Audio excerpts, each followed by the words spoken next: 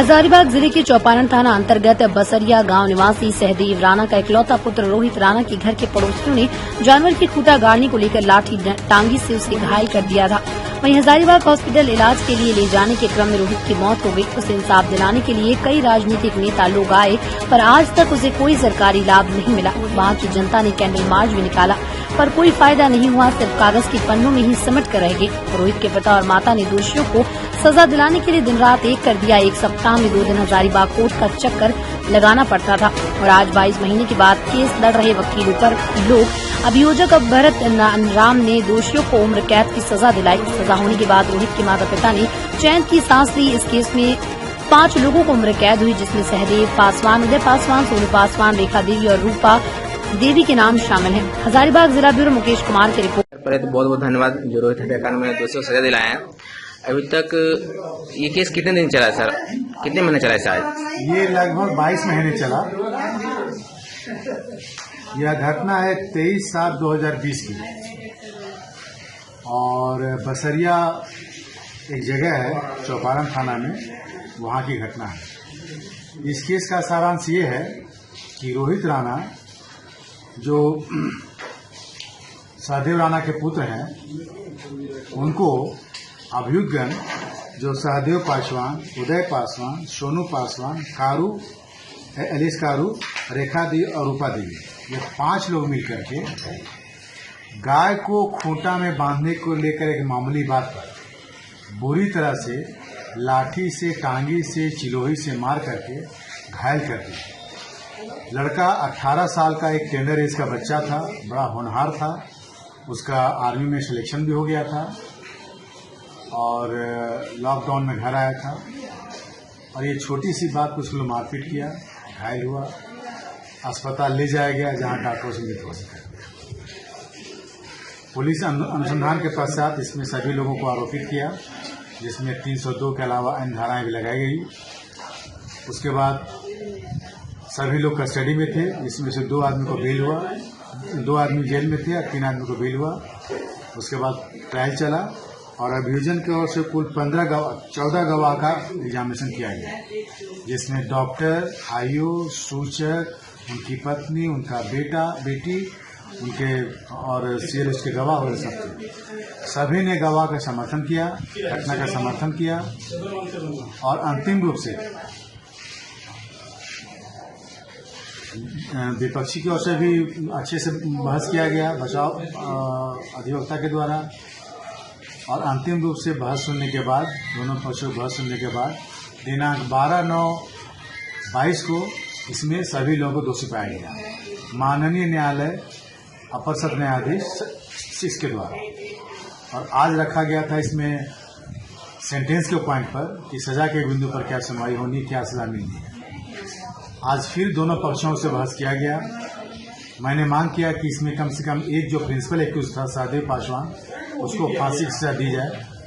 दोनों पक्षों की बहस सुनने के बाद माननीय न्यायालय ने इसमें सभी लोगों को 302 के तहत आजीवन कारावास अंतिम सांस तक, जब तक उनकी अंतिम सांस रहेगी वो जेल में रहेंगे, इसी आशय का उनको सजा दिया गया है।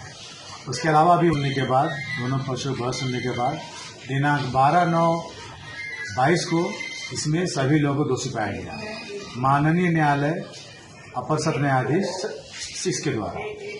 और आज रखा गया था इसमें सेंटेंस के पॉइंट पर कि सजा के बिंदु पर क्या सुनवाई होनी, क्या सजा मिलनी है। आज फिर दोनों पक्षों से बहस किया गया। मैंने मांग किया कि इसमें कम से कम एक जो प्रिंसिपल एक्यूज था सहदेव पासवान, उसको फांसी की सजा दी जाए। दोनों पक्षों की बहस सुनने के बाद माननीय न्यायालय ने इसमें सभी लोगों को 302 के तहत आजीवन कारावास अंतिम सांस तक, जब तक उनकी अंतिम सांस रहेगी वो जेल में रहेंगे, इसी आशय का उनको सजा दिया गया है। उसके अलावा भी 147, 148 और अन्य धाराएं हैं, लेकिन प्रिंसिपल धारा इसमें 302 का है, जिसमें आजीवन कारावास अंतिम सांस तक दिया गया है। ये कितने महीने चला सर? ये लगभग 22 महीने चला। इसकी घटना है 23/7/20 का और चार्ज फ्रेम हुआ था 23/7/21 को। तमाम बाधाओं के बावजूद इसमें हमने सफलता पाई है और ये सोसाइटी में एक मैसेज जाता है। सबसे बड़ी बात है, आपके माध्यम से मैं कहना चाहूँगा कि किसी भी व्यक्ति को कानून को हाथ में लेने का अधिकार नहीं है, और खासकर वैसे मामले में, क्या मामला था, गाय को खूंटी में बांधने को लेकर बहुत एक मामूली सी बात थी, इसको डांट डपट करके समझाया जा सकता था, इसमें जान लेने की बात नहीं थी, लेकिन वो परिवार इतना एग्रेसिव था, पुरुष तो छोड़ दिए, महिलाएं भी चिड़ोही लेकर मारने के लिए दौड़ी थी। तो सोचिए कितना एग्रेसिव वो परिवार था। और उन्होंने कहा भी कि चलो इसका परिवार का क्या बोले थे, दीपक बुझा दिया। इतना गंदा सोच था, तो उनको उचित सजा मिला है। और ये सभी लोगों को ध्यान रखना चाहिए कि अगर कोई आपको शिकायत है, किसी तरह कोई दिक्कत है, तो कानून के दायरे में रहकर न्याय व्यवस्था पर भरोसा करके आपको आगे आना चाहिए। कानून को हाथ में लीजिएगा तो उसका जो भुगतना है वो भुगतना पड़ेगा आपको, उसका कंसिक्वेंसेस आपको भुगतना पड़ेगा, जो इस केस में हुआ। इसीलिए हर आदमी को संयम से कानून के दायरे में काम करना चाहिए, वरना समाज में जो इतनी विसंगतियां क्यों हैं? हर कोई आज कानून में हाथ को लेके चल रहा है, हर कोई अपने हिसाब से फैसला कर रहा है, हर कोई जज बना हुआ है। इसीलिए ये बहुत ही कड़ा मैसेज गया सोसाइटी को, तो किसी भी व्यक्ति को कानून को हाथ में नहीं लेना है। हमारे देश में एक न्याय व्यवस्था है, संविधान है, उसके अनुसार लोगों को काम करना चाहिए, और सभी लोग, तभी इस देश में शांति व्यवस्था कायम रहेगा और राम राज्य की स्थापना हो पाएगी। धन्यवाद।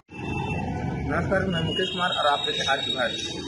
मैं भी हजारीबाग कोर्ट परिसर में हूँ, जहाँ रोहित हत्याकांड मामले में 22 महीने केस चला, जहाँ दोषियों को आज उम्र कैद की सजा हुई है, और अभी उनके फादर हैं, मदर हैं, इनसे जानने की कोशिश करते हैं कैसा महसूस है दोषी सजा हुई।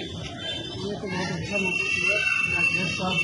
नहीं, इतना गर्व हुआ कि आज साथ पूरे झारखंड के लिए जो मौका हमारा लिए ऐसा हुआ था, आज सभी समाज में सर ऊँचा हो गया।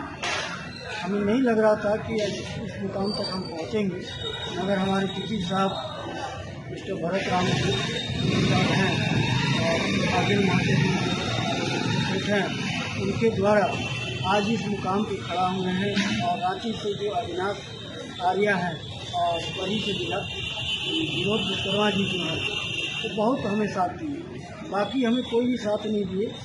और हम यही कहते हैं कि आज हमारे विधायक जी जो हैं, हमने इनके पैर पे भी गिरा था कि विधायक जी हमारे एक ही बेटा था, आप इंसाफ दिया, विधायक जी भी इस बात को नहीं सुने। ऐसे विधायक को हम तो ये कहते हैं कि रहने का लायक नहीं है झारखंड में। और उस टाइम हम इतने टूट गए थे, इतना टूट गए थे कि अगर हमें अविनाश आर्या और विनोद विश्वकर्मा जी नहीं रहते तो आज हम दुनिया में भी नहीं रहते। दोनों हम ये लग रहा था कि आत्महत्या करें। हमारा ना आगे है ना पीछे, एक ही बेटा था और उसी बेटा को हमारा हत्या कर दिया। 23/7 को ये हादसा हुआ, समय लॉकडाउन चल रहा था, उसी टाइम धनबाद से मैं अपने बेटा को लाया था रातों रात लॉकडाउन में, और ये साजिश के तहत हमारे बेटा को हत्या कर दिया गया। और हम सबसे गुहार लगाए, यहाँ तक कि हेमंत सोरेन सरकार से भी गुहार लगाए, तो हेमंत सोरेन भी जो आज खड़ा कर दिया कि हमारे पास कोई आपके पास नहीं मिल पाएगा, कुछ भी नहीं मिल पाएगा, अपना हमारे पास रहने का आवाज़ है, रहने का कुछ खाने का साधन नहीं मिलता। हम एक प्राइवेट नौकरी करते हैं, इसके घर में उसके घर में, परिवार जो झाड़ू पोछा करती है और उसी से हम लोग का दाल रोटी चलता है। क्या काम करते हैं? हम बिजली का काम करते हैं, किसी घर में थोड़ा सा काम हो गया, चले गए, 100-50 मिल गया और काम कर लिए। और आज भी आप देख सकते हैं कि आवास में हमारा जो आवास गिरने के कगार पे है, मगर विधायक जी भी बोले थे हम कल करेंगे, मगर आप देख सकते हैं कि व्यक्ति को अभी तक कोई भी सरकारी लाभ नहीं मिला, कोई सरकारी 1 रुपये का लाभ नहीं मिला, कोई राजनीतिक नेता द्वारा कोई नेता नहीं। आज हमारे बीजेपी का सरकार रहती तो आज ये ऐसी स्थिति नहीं होती यहाँ पे। आज हेमंत सोरेन का सरकार है तो आज इस तरीके से हर इंसान के साथ में पीड़ित हो रहा है, हर इंसान के साथ पीड़ित हो रहा है। आप देख सकते हैं इस पर बहुत गुस्सा कि कोई मदद नहीं है, कोई दिया नहीं है, कोई मदद किया नहीं है। जो भी आगरा यहाँ तक पहुँचे, कैसे पहुँचा? हम आगरा यहाँ तक पहुँचे विनोद विश्वकर्मा के वजह से पहुँचे, और कराची में अविनाश आर्या हमारे बहुत मित्र हैं, इतने मित्र हैं कि एक छोटा भाई की तरह है। हमें कंधे से कंधा हाथ पकड़ करके लेके चले हैं कि आप मत कीजिए, हम किसी नहीं देंगे। आज यहाँ तक जो पहुँचे हैं ये 2 लोग की वजह से पहुँचे हैं। और आज बेटा को हम इंसाफ दिलाए, यही 2 लोग की वजह से हम इंसाफ दिला पाए, नहीं तो हम दिला नहीं पाते। इसी तरह आज दोषियों से नहीं मिल पाती है, इनका प्रशासन ये सरकार पर से जो भी वकील पर्सन का मतलब भरोसा प्रशासन पर भरोसा का उड़ जाता है। लेकिन इन्हें कुछ लोगों ने बहुत मदद किया है, जो कि इनका भरोसा बढ़ गया है। लेकिन कुछ लोग बीच में इन्हें बहुत परेशान करने की कोशिश किए हैं, जो कि आगे परेशान में मदद लिए हैं। बीच में कुछ लोग आपको परेशान भी करते हैं। हाँ, बहुत ज़्यादा परेशान हुआ। उस टाइम हम एसपी को भी लिखित दिए, हमें भी जान मारने की धमकी मिल रही है कि तुमको भी जान मार देंगे। आपने इसके आवेदन दिए? उसके लिए आवेदन दिया एसपी को, थाने में भी आवेदन दिया, मगर कुछ नहीं, कुछ भी सुनवाई नहीं हुई। हम जितने भी वकील हैं, जितने भी वकील भाई हैं, चचा हैं, सबसे मैं विनती करता हूं कि जो इंसान, चाहे मैं हूं चाहे कोई भी हो, जो इंसान गलत करता है उसको गलत का साथ मत दीजिए। आपका भी बच्चा होगा, आपकी भी बहू बेटी होगी, आपकी भी पत्नी होगी, ऐसे इंसान को आप कभी साथ नहीं दीजिए। पैसा तो पूरी ज़िंदगी कमाना है, मगर जिस तरीके से आज हमें इंसाफ मिला है, हम सभी को निवेदन करते हैं, हाथ जोड़ते हैं कि ऐसे इंसान को आप लोग साथ ना दें, आप ज़िंदगी खुशहाल रहेगा। सही बात बोले इन्होंने। इनका एक जवान बेटा, जिनका समझे कि इनका गंदा वो बेचारा वो चला गया, इनका जो आपका सहारा था वो छह गया, तो ये बेचारा भी अकेले हैं, इनकी पत्नी है और इनका कोई सहारा नहीं है, क्योंकि इनका घर भी है जो कि एकदम मिट्टी का वो गिरने के कगार पे है, अब तो कोई मदद नहीं मिला है। क्या कहेंगे आप बताइए? अभी वो तो सजा हुआ है। बहुत सारे लोग नेता भी हैं दरवाजा पर, लेकिन सब फोटो खिंचाने लगे और अभी तक घर छुटा हुआ है, लेकिन कोई भी नहीं एक बार भी दरवाजा पर जाके पूछे कि आप लोग कैसी हैं, नए हैं, क्या खा रही नहीं खा रही, एक बार भी नहीं पूछे। मेरा पता सुना करते हैं। यही बात उन्होंने बोला कि जब कोई घटना घटती है तो नेता हो या कोई उससे फोटो खिंचाए हैं। अभी तो फोटो खिंचा के मीडिया वाली बहुत हुआ, लेकिन आज तक 22 महीना हो गया इनके पास कोई पूछने तक नहीं आया कि आप क्या खा रहे हैं, कैसे रह रहे हैं, कैसे केस लड़ रहे हैं, कोई मदद करने के लिए नहीं आया है। अब क्या लोग संदेश देना चाहेंगे? संदेश तो यही कहना चाहेंगे, अभी तो जो जितने भी हमारे घर पे आए थे फोटो खिंचाने के लिए, ऐसी झूठी फोटो आप ना खिंचाएं। कल को ये गंदा माहौल पैदा हो रहा है, गंदा माहौल हो रहा है, कि ताकि लोगों को नज़र में आप घुसते जा रहे हैं, और ऐसा हमें कहना है। उस टाइम मानव अधिकार भी से भी बात हुई, मानव अधिकार लिख करके भी दिए, उस टाइम भी हमारे को कोई सपोर्ट, कोई कुछ नहीं मिला। हमारे हैं वो जो आज हम भीख मांग के या मजदूरी करके आज बेटा को हम इंसाफ दिलाए हैं। हम बस इतना ही चाहते हैं, वकील जितने भी वकील हैं, ऐसे गंदा माहौल को आप लोग ना करें। आपकी भी बच्चा है, आपकी भी पत्नी है, आपकी भी बेटी है, जो सज़ा किया है उसको सज़ा होना जरूरी तय है।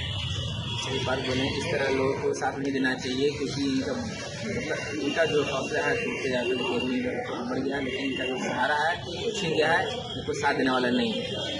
मुकेश कुमार, कैमरामैन अभय कुमार के साथ।